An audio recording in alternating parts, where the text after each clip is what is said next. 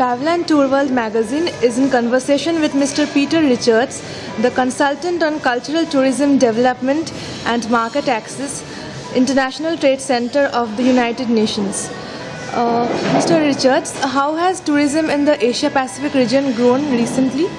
Well, the Asia-Pacific region is now the highest growth region. It's an extremely important region in world tourism, and looking forward to the future, it's likely to expect continued growth and continue to be extremely important, both in terms of inbound and outbound tourism. Okay. How do you plan to promote the spirit of fraternity among international tourists? Okay, it's a very interesting question. I think first of all you can look at communication, so I think that with social media it becomes easier for people to identify each other based on common interests, okay? And because the internet is international, there are no borders to the internet. So if you and I are both fans of the same Facebook page, for example, then we can initially we can see each other, we can comment on each other's posts and stories. But then if the Facebook page is about an issue like cross-cultural travel or cross-cultural exchange, perhaps you could even over time become friends with people, and then you can make an arrangement to travel together, something like that. The other issue is actually developing products, developing experiences which facilitate cross-cultural exchange. So for example, community-based tourism. Communities are trained to welcome visitors, okay? And you may have homestay or eating a meal in a local home, or going into the forest with a local tour guide, or going to a special place and learning why this place is special to the community. So it's also about what kinds of experiences are developed for visitors. Okay. What is the role of youth in transforming modern travel?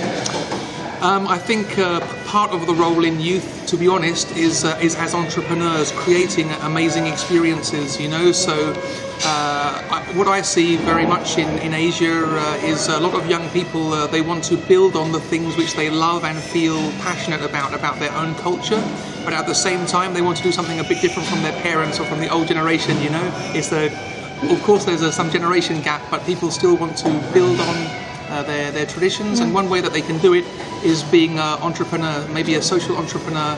So developing a very interesting boutique guest house or a restaurant serving fusion food, local food, maybe influenced with some international recipes as well, or with tourism experiences which allow tourists to have different local experiences, this kind of thing. So I think, the youth are full of passion, full of creativity. Before you get married, you don't have too much responsibility as well, so you can be creative and you can take some risks, How would you contribute to the aims of PATA? I think PATA exists to bring stakeholders together, to work together towards a more sustainable tourism industry. And my personal passion is also to bring stakeholders together to work towards a more sustainable tourism industry. So different people do this work in different ways. And for me, what I'm passionate about is helping local communities to work together with tour operators as partners to create very special experiences and also to successfully sell those experiences as well. Okay. You have come to Bangladesh for the very first time. So can you please tell us about your experience? Okay, when I came to Bangladesh, to be honest, I didn't have a lot of expectations. I was invited to the conference. I thought the conference sounded very interesting, and okay, I haven't been to Bangladesh, so I will wait and see. And really, it's exceeded my expectations. People are very, very warm and friendly.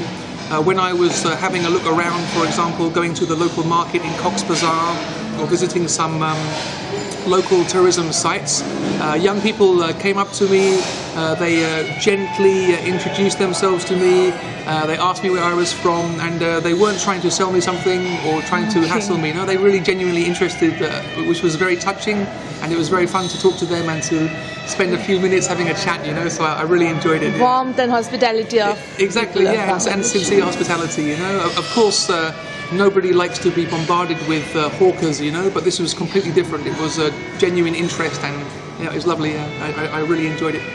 Okay, thank you. My pleasure.